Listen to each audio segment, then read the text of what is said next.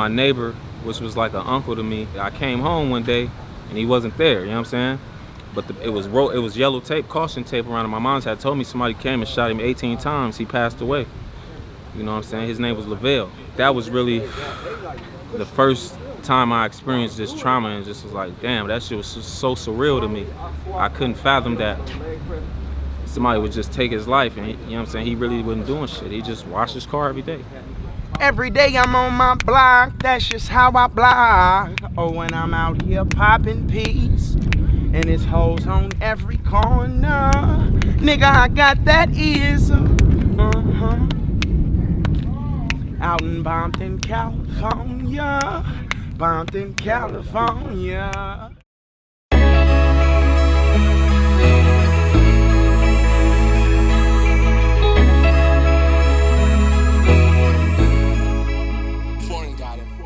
About when I was 7 years old, my mom was murdered in a drive-by shooting in front of my grandmother's house 2 days before my birthday. How do you know Life? Man, that's like my bro. We grew up together from a sandbox. Me and him actually have the same last name. Growing up in school, people would be like, is that your brother? Is that your brother? I'm like, no, that's not my real brother. But, you know, we were close enough to be siblings. So. And was he there through a lot of those losses that you experienced? Yes.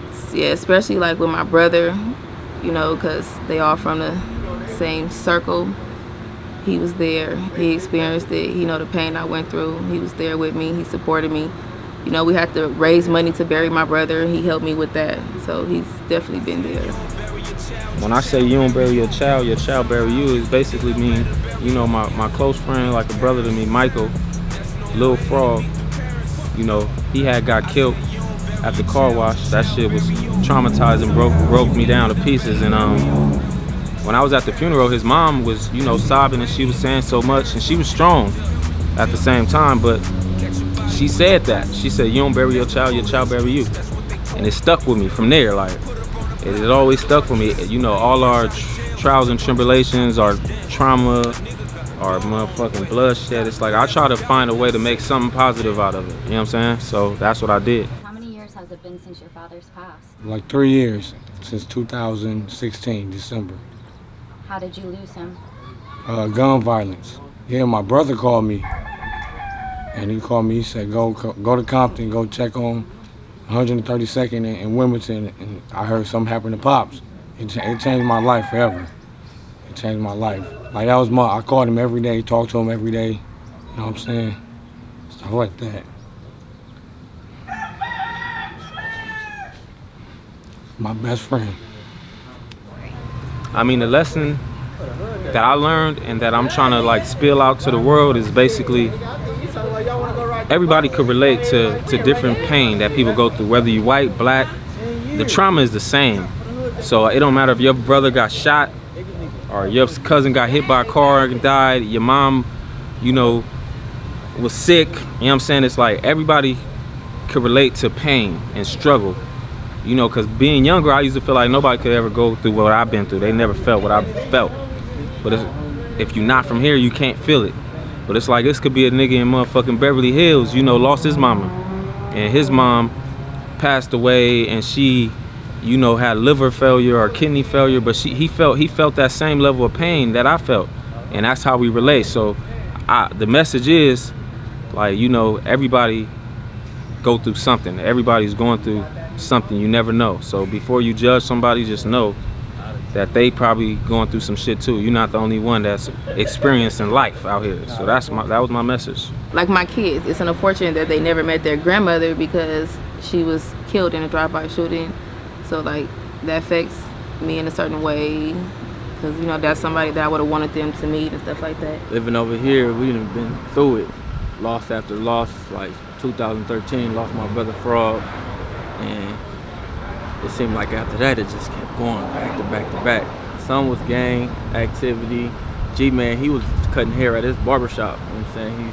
He just had started his business up, cutting hair, and somebody came in there shooting at somebody else, and you know, he got caught in the crossfire. I think when the first one happened, it just tore me down, and it made me vengeful. That's all I wanted. Everything would affect me, but then as I start losing it, it's like I became numb to it, and it just became like the regular. And I mean, it still mess with me, and they still hard. I think about it every day, but it just became easier. My relationship with my pops was like, you know, I mean, I rarely would see him, and when I did, you know, he would always have some spillage for me, you feel me? Something just that would escalate my mental. You know, when he got shot and shit, like, it kind of fucked me up, because like I said, at a young age, and it was like Christmas, nigga had a Christmas tree on the back of his car, and it was like when we got that phone call, it like broke me down. Like, it's hard to explain how it feels unless you felt it, you know what I'm saying? You know, some people get through it differently. Some people grieve differently. Like me, I'm more of a quiet type. You would never know what I'm going through. And as I got older, about a few years ago, 2016, my older brother was shot and murdered by 2 Compton sheriffs. They chased him and said he had a gun and shot him down in a canal right here in Compton. One of the officers, he got on stage and admitted that he had ill feelings towards black people. So I can say that it really like affected me a lot, and it's just, you know, part of my life, my story here in Compton. I mean, usually you bury your parents, you know, they grow old, but in the city, it's the opposite, you know. So they dying young, you know what I'm saying? Some people don't make it to 21, some people don't make it to 25, you know. So fresh out of high school, it's happening. You shouldn't have to bury your parent to gun violence. My dad was 50-something years old. Like, he survived the streets of Compton from my age, younger, 10 years old when he started gangbanging. Like, 50 years old for me to have to bury him to gun violence, it was crazy. It was crazy. It's a lot of niggas that got buried in the courtroom. They never coming home. They dead to people. You know how many people just nobody think about? They don't exist because they locked away. It's for them niggas too. You know what I'm saying? Because my brother Cash is one of them niggas that's like gone. He not living. You in jail, you dormant. You not alive. You not experiencing life. So that's why we at the courtroom, because a lot of niggas died back there. Like, gone.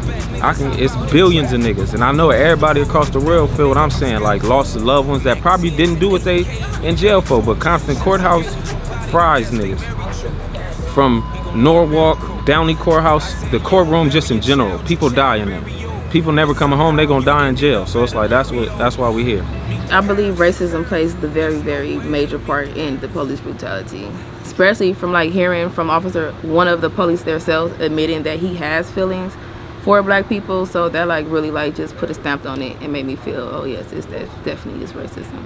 Tay-Dog police brutality, Mouse Deuce police brutality, you know what I'm saying? They'd never say it, feel me? But that's how we know that's how it went. I said you don't bury your child bury you. But somehow you ended up at a burial. Meet the parents. There's no way to meet the parents. No. I said you don't bury your child bury you. But somehow you ended up at a burial. Meet the parents. There's no way to meet the parents.